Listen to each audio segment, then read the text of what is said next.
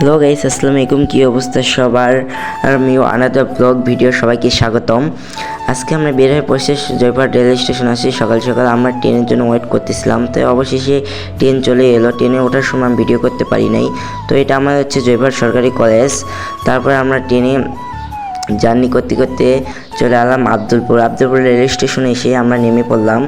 আমরা এখন ফাইনালি যাচ্ছি লালপুর লাটুর গ্রিন ভ্যালি পার্কে। তো আমার এই বন্ধুটা সারাক্ষণ যত ফোনে টিপতেছিল।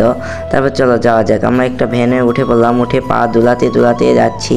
তারপরে এই ভাইদের সাথে আমার যে পরিচয় ট্রেনে হয়েছিল, তো ভাইরা নাকি যাবে লাটুর গ্রিন ভ্যালি পার্কে। তো অবশেষে আমরা নাটোর লালপুর গ্রিন ভ্যালি পার্কে চলে এলাম। সামনে এটাই তো দেখতে পাচ্ছেন লাটোর লালপুর গ্রিন ভ্যালি পার্কে ভিউ। ঈদের সময় অনেক মানুষ এখানে বেড়াতে আসছে। তারপর আমরা হাঁটি হাঁটি পায়ে গুটি গুটি পায়ে ভিতরে প্রবেশ করলাম। ভিতরে ঢুকে দেখতেছি জায়গাটা প্রায় অনেকই সুন্দর, অসাধারণ জায়গা একটা। তারপরে আমরা ভিতরে ঢুকে চারপাশটা দেখতেছি, অনেক সুন্দর। তারপর আমার বন্ধুরা আসতেছিল ওরাই। তারপর আমরা সামনের দিকে যাইতে লাগলাম। ঈদের সময় অনেকে ভিড়, আপনার কি ভয়েস দেবো, আমার ফাটা কণ্ঠ দিয়ে তেমনটা ভয়েস একটু ভালো আসতেছে না। তারপরও কি আর কি দেওয়ার চেষ্টা করলাম। তারপর আমরা টিকিট কেটে ভিতরে প্রবেশ করলাম। এখানে টিকিটের মূল্য 50 টাকা নিছে, 50 টাকা পার পিস।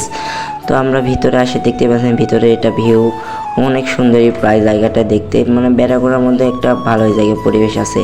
তো এখানে অনেক রোদ উঠছিল, ক্যামেরা বেশি ভালো হতেছে না। আমার এই বন্ধুটা আমাকে সাইডে তো আগে এখানে একটা দেখতেছি অনেক বড় ডাইনোসর। বাবা, আমাকে দেখে তো প্রথমে ভয় লেগে গেছিলো। এই জায়গাটা আমার কাছে অনেক ভালো লাগছে। তো আপনাদের কাছে কেমন লাগছে তো আমাকে কমেন্টে বলে যাবেন।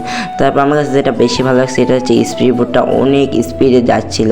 তো আমাকে পানি উতাল পাতাল চারোদিকে ঢেউ, আর কি আপনাকে বলবো। ওই পাশে আছে সুইমিং পুল।